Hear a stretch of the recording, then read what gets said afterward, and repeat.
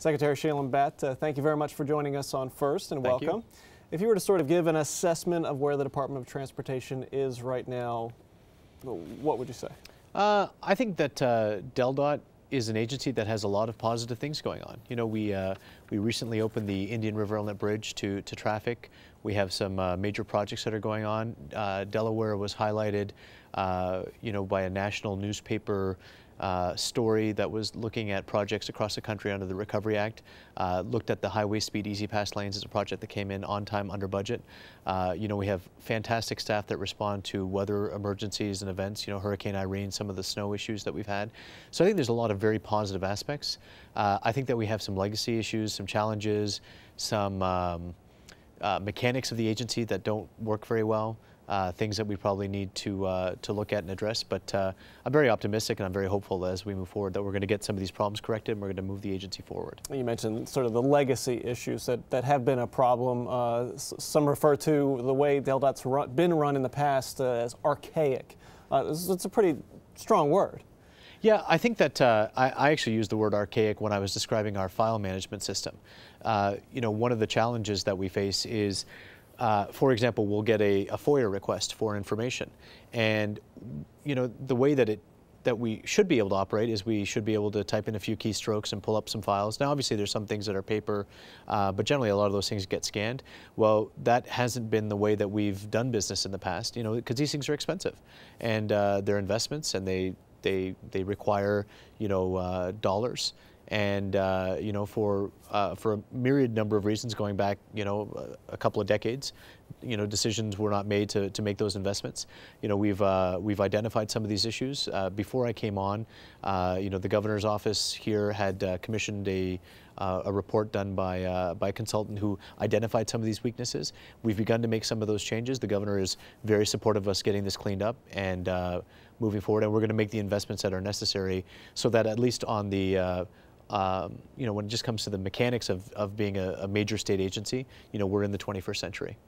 One of the reasons you're here in Delaware as the head of DelDOT is sort of some mismanagement of land deals going back to your predecessors.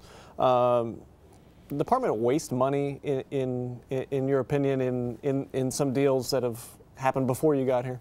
Well, it's hard for me to say if I wasn't here, right, to sort of reach back, because I don't view myself as the secretary that's here to kind of go back for the last 30 years and right all the wrongs that may have been done. I will tell you that I was a deputy executive director in Kentucky, and you know, whenever you involve real estate transactions and people purchasing land and developers coming in to you get that confluence, there's always going to be a perception that there is potentially something going on.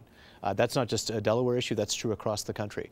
And so what my philosophy is that, and what I've talked about is this whole Team DelDOT approach, you know, talking about transparency, efficiency, accountability, and measuring performance. And now what we do with regards to our land deals is that any purchase that we make, we publish it on our website. So I can't really speak to whether, you know, things were done wrong in the past. If things have been done wrong, we'll fix them. And but going forward, we want to operate in a transparent fashion, and we're taking steps to do that. The media and some elected officials in Delaware like to refer to the way things are done in this state as the Delaware way. Sort of, you know, everybody kind of does what needs to get done to sort of help each other out and advance the state. Do you think that that has contributed to the problems with the relationship between realtors, developers, DelDOT, other agencies in state government, that this sort of very friendly relationship, the Delaware way? You know, I think that the Delaware way, I will tell you, is something that I have benefited from. I actually live in Dover and have met some of my neighbors, and they're great people. And you know, to me, if that is what you describe to be the Delaware way, then I think that that is a great thing. I don't think there's any problem with having relationships. I think what can be an issue is if you get into a situation where, you know, because you're my friend and colleague for a number of years, you know, you can get something that this person over here can't get because they don't have that same relationship. So the relationships can be beneficial. What we have to do, though, is operate in a manner that is consistent so that everybody has access and everybody gets the same, has the same ability to reap the benefits of doing business in the state. Is it possible that there's some level of criminality that's going on as it concerns DelDOT doing land deals with developers? Yeah, and I think that this is, you know, and I get that it's easier to, it's a better story, or if there's criminal conduct. Right. What I've been very clear to say is that I haven't seen any criminal conduct, but because we're still getting our arms around the full extent of the issue, I can't rule it out. And so what the governor has been very clear with me is that, you know, we want to get DelDOT back to where taxpayers and Delawareans feel that they have confidence in this agency. And so in order to do that, what I have to do is I have to kind of go back and say, okay, what are some of the issues that some of the mistakes that we've made in the past? And then what are the policies, procedures, and protocols that we're putting in place now so that can't happen again? So I'll give you one example. You know, we had an employee assert that you know, that we hadn't handled our checks properly. And we kind of went in and we found that, and it is absolutely a fact that we have been what I would describe very casual in the way that that we handle checks. And you know, so we you know, you have to sort of get your arms around the entire problem. But we brought one example of one of those checks up was a check that came up that should have been cashed, you know, when we got it, you know, 4 or 5 years ago. It wasn't cashed at that time, but had we cashed the check, that would have been money that would have been refunded to that particular individual because they didn't end up moving forward on their project. So that's a very good example to me of something that was not done in terms of a financial protocol. However, there's no criminal activity. But to be very clear, what we have made very clear to the staff, and we have sent out the memos, and we are going to be very rigorous in pursuing now, is that all checks that come into DelDOT must be cashed turned over to our finance department and cashed or treated appropriately within 24 hours. And so that should give the taxpayers some comfort that we are now operating in a manner that is consistent. The governor last month put out his budget proposal with money for DelDOT. Were you happy with the proposal? Is that the right amount of money for the Department of Transportation? You know, I think that if you brought any cabinet secretary up here, I think that they would sit in this chair and tell you that if you give me more money, we will do more with it. Right. And I think that is very true. I think that one thing that you know, the governor had asked that this year that we do things a little bit differently, because he gets this whole concept on transparency, and as part of it, what he asked us to do as DelDOT for the first time was to be part of the budget presentation. And we worked with the governor's office. We also worked with OMB to say, okay, what is a budget that's going to be robust? Because we recognize that these are not just important transportation assets that we drive on, but they also create a lot of jobs when you build them. So we want a program that is robust. But DelDOT, excuse me, has a bandwidth or capability to get projects out the door. And we want to make sure that we're realistic, saying that, you know, even if the legislature turned around and gave us $1 billion tomorrow, we only have a certain capability to get projects out the door.